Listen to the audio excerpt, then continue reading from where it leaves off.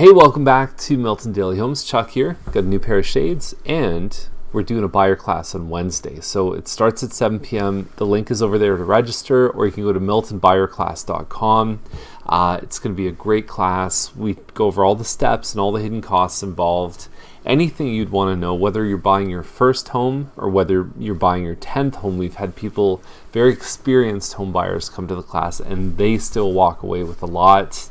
And you also learn about the 3 incentives for first-time buyers that combined can give you about $13,000 of either free money or savings when you buy your home. So we'll go over all that information. We've got great presenters, and Wednesday night, miltonbuyerclass.com. Let's get started with today's list. Now, the first one is 1419 Costigan, number 210. It's the Ambassador building. I like the size of this one. We're about 1,200 square feet, a little bit less. 2-bedroom, 2-washroom. You also have 2 parking spaces, which is a very handy thing. The fees are $352 a month, so not quite as low as Green Life.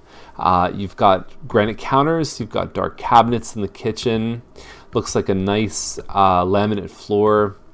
And you've got ravine views. So really, if you check the boxes, you go, okay, open balcony, 2 parking spaces, a good sized 2-bedroom home. All in all, it's really working for me. I think the price is fantastic and definitely one of the best of the day.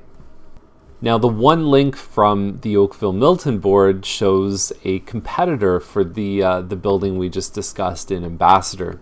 I don't think that lobby is anything that special, but everybody seems to put a photo of it.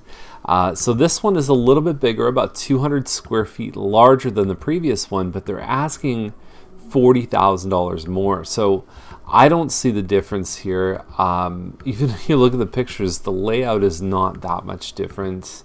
However, still have the ravine views. They were smart in the description. They said ravine plus escarpment, and it does face west, so you may see the escarpment. I would still take the previous one. Now, Attenborough is a village townhouse. It's listed at $389, which I think is a little ambitious. It's the end unit, so it's a Brent Grove. It's just under 1,300 square feet. And you've got some pot lights here. It's all just carpet, but you've got a big family room, largest family room in the village towns. And then you've got a kitchen with an eat-in, which is also something that you won't find in any of the other models. Overall, it's nice. 2-bedroom. There's only 1 bathroom up on the 2nd floor. And being an end unit, it kind of compares in value to the Woodbine. Very few of them have hit this $390 mark. I think if they had some hardwood floors, they'd have a chance at it. The thing that's nice about village towns is for first-time buyers, they're low maintenance, number 1, and number 2, with no condo fees, is you're pretty much looking at, the cost of this, even if you bought, say, the condo at the Ambassador building, this one would actually end up being a little bit cheaper. You've got a private driveway and some advantages that you wouldn't find in a condo. It's a very popular choice, especially with first-time buyers. And if you're okay on stairs, we do see a lot of seniors and downsizers that like the village town option. Now, the highlight reel for today would not be complete without Manley Lane. It's a semi-detached. It's almost 1,800 square feet. And it backs onto a pond, and the lot is pretty good. It's about 105 feet. It's a bit of a strange layout. There's this pass-through window, but then they put cabinets above. You have to be like 4 feet tall in order to actually use the pass-through window. But it's pretty large. It's got a higher ceiling in the one part upstairs where it kind of looks over the dining area. Then there's a finished basement on top, so it's 18 plus the finished basement.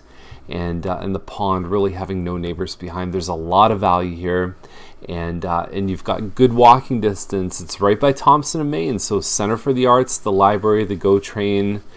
You go up further, you've got Sunset Grill, the movie theater. You've got 2 gyms. You've got the leisure center. You also have LA Fitness. It's a really convenient location. This one, I think, is going to sell for more than what it's listed for.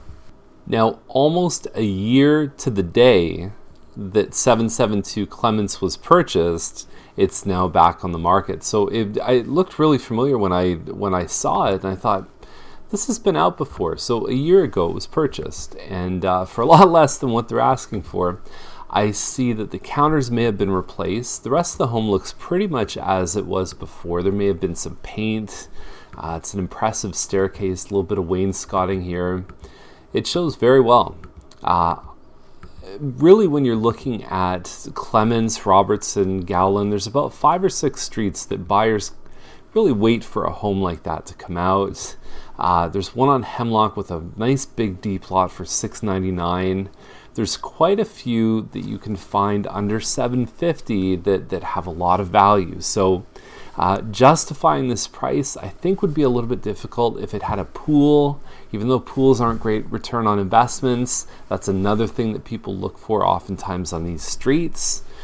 If you look at what sold towards the end of last year, some of the sales on Gowland, 100,000, 50 to 100,000 more than some of those. It may be a little bit on the high side. So those are the highlights from today's list. And again, if you want to join us for the Milton Buyer Class, it's the first one of 2015.